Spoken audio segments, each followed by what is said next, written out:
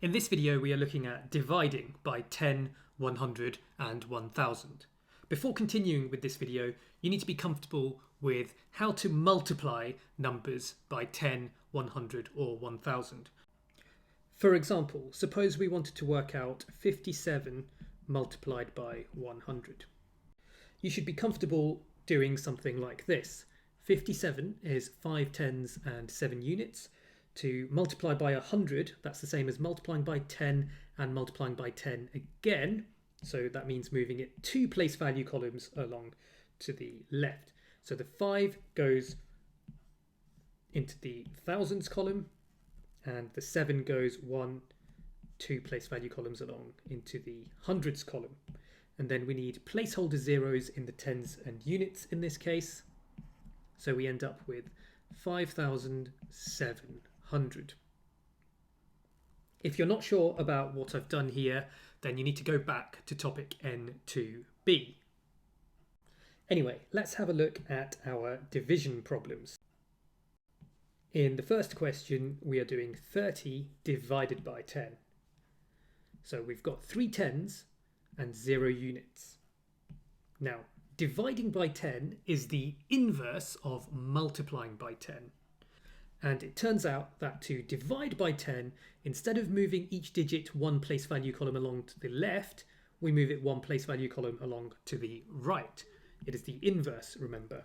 So the 3 goes from the tens column to the units column, or the ones column, and the 0 goes from there into the tenths column.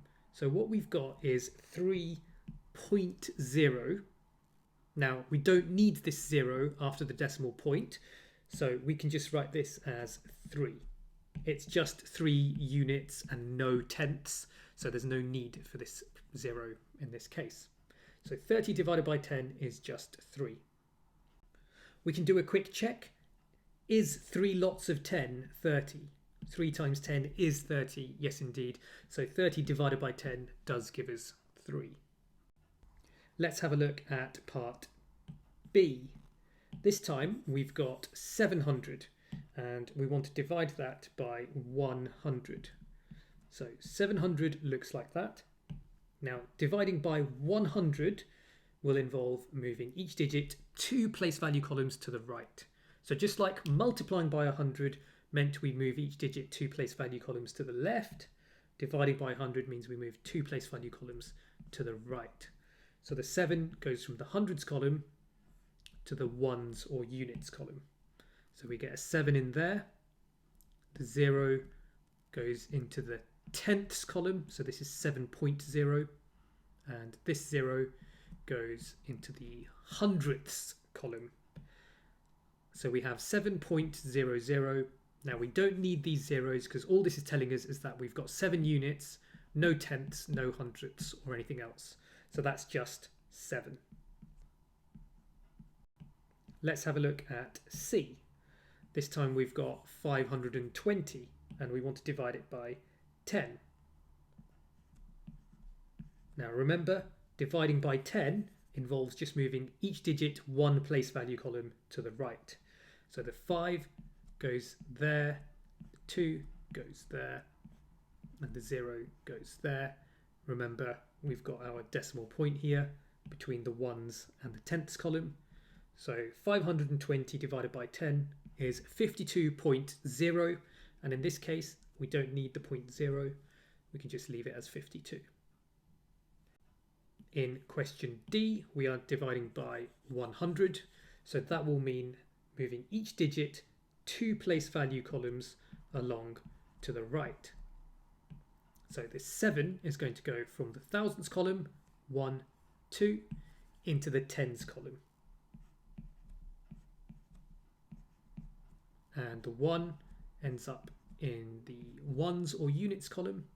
That 0 ends up in the tenths column, and this 0 ends up in the hundredths column. And again, don't forget the decimal point. So 7,100 divided by 100 is 71.00, and I'm just going to write that as 71. Finally, we've got 3000 divided by 1000. In the case of dividing by 1000, that's the same as dividing by 10, dividing by 10, and dividing by 10 again. So we need to move each digit 3 place value columns along to the right. Pause the video and have a go at that one for yourself. Here's what you should have got. Starting with 3000, moving the three columns to the right gets us from the thousands, 1, 2, 3, into the ones or units column. So that gives us 3 ones, or just 3.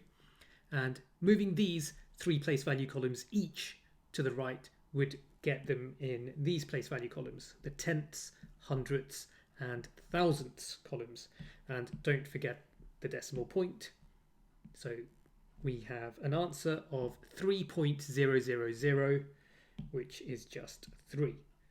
So 3000 divided by 1000 is just 3. By the way, don't forget you can always check your answers to a division by multiplying. For example, in this case, we've worked out that 3000 divided by 1000 is 3, and we can check by doing 3 multiplied by 1000. 3 times 1000 gives us 3000, which is this number here, so we know we've done this correctly.